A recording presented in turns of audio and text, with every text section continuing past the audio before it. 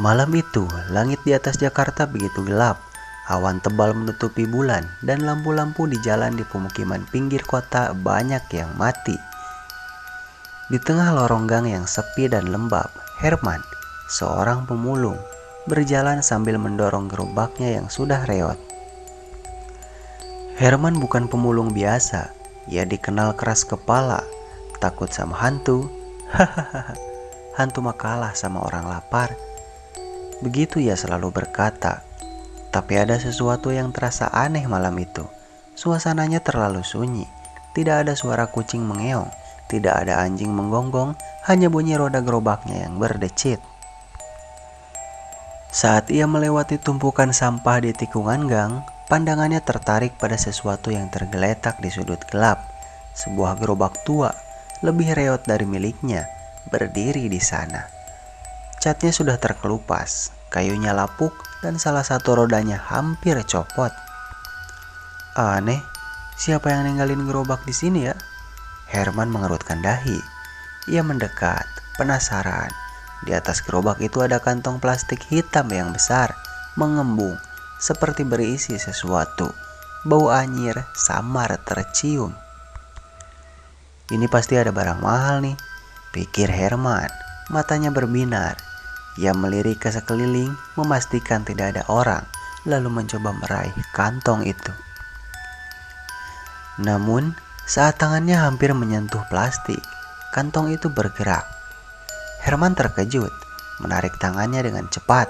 Matanya membelalak saat melihat kantong plastik itu bergoyang-goyang sendiri. Seperti ada sesuatu di dalamnya yang berusaha keluar. Sebelum ia sempat berpikir lebih jauh, suara berbisik terdengar dari belakangnya. Herman. Ia membeku. Suara itu pelan, parau, tapi jelas memanggil namanya. Ia menoleh perlahan, tapi tidak ada siapa-siapa. Hanya lorong kosong yang gelap. Herman. Suara itu terdengar lagi, kali ini lebih dekat. Herman merasakan bulu kuduknya berdiri. Ia mundur, menjauh dari gerobak tua itu. Tapi sebelum ia biasa berbalik, sesuatu muncul dari dalam kantong plastik hitam.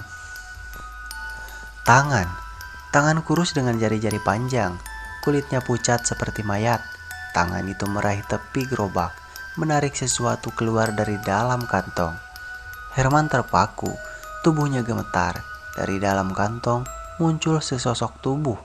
Seorang wanita dengan wajah hancur, mata kosong, dan mulut yang terus tersenyum lebar, memperlihatkan gigi-gigi tajam yang tidak manusiawi. Rambutnya panjang dan basah, meneteskan cairan hitam pekat. Wanita itu menatap Herman. Kamu sudah menyentuh gerobakku, Katanya dengan suara yang berat dan dalam. Herman mencoba melangkah mundur, tapi kakinya terasa kaku. Saya nggak sengaja, saya cuma lewat. Wanita itu turun dari gerobak dengan gerakan kaku. Tubuhnya melengkung aneh, seperti tulangnya tidak sejajar. Ia berjalan mendekati Herman. Langkahnya menyeret, meninggalkan jejak hitam di lantai. gerobakku butuh pemilik baru. Katanya sambil mengulurkan tangannya ke arah Herman. Tanpa pikir panjang, Herman berbalik dan lari sekuat tenaga. Tapi suara langkah wanita itu terus terdengar di belakangnya, disertai suara gerobak yang bergerak. Semakin Herman berlari, semakin cepat suara itu mendekat.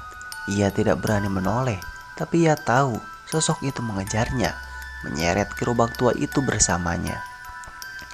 Ampun, jangan ikuti aku, Herman berteriak.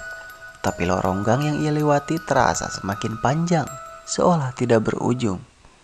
Tiba-tiba, langkahnya terhenti. Di depannya, berdiri seorang wanita itu. Meski ia jelas mendengar suara di belakangnya barusan, bagaimana ia bisa ada di sini? Herman mundur dengan napas tersenggal. Wanita itu tersenyum lebar, dan dengan suara serak ia berkata, Sekarang giliranmu. Sebelum Herman sempat berteriak, gerobak tua itu tiba-tiba muncul dari samping, menyeruduk tubuhnya. Ia jatuh, kepalanya terbentur keras ke lantai, dunia di sekitarnya memudar. Esok paginya, beberapa warga menemukan gerobak tua di tengah gang, tapi Herman tidak ada di sana. Yang mereka lihat hanyalah kantong plastik hitam yang mengembung di atas gerobak itu. Salah satu warga yang penasaran membuka kantong tersebut. Namun, sebelum sempat melihat apa isinya, ia terhenti oleh bau busuk yang begitu menyengat.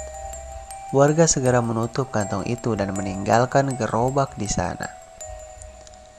Sejak saat itu, gerobak tua itu sering terlihat di malam hari. Berkeliling di gang-gang yang sempit, banyak yang mengaku mendengar suara gerobak di tengah malam, dan beberapa saksi mengatakan melihat bayangan seseorang pria mendorongnya. Tapi wajah pria itu selalu menunduk, dan gerobak itu selalu membawa kantong hitam besar, mengembung seperti siap menelan korban berikutnya. Tamat.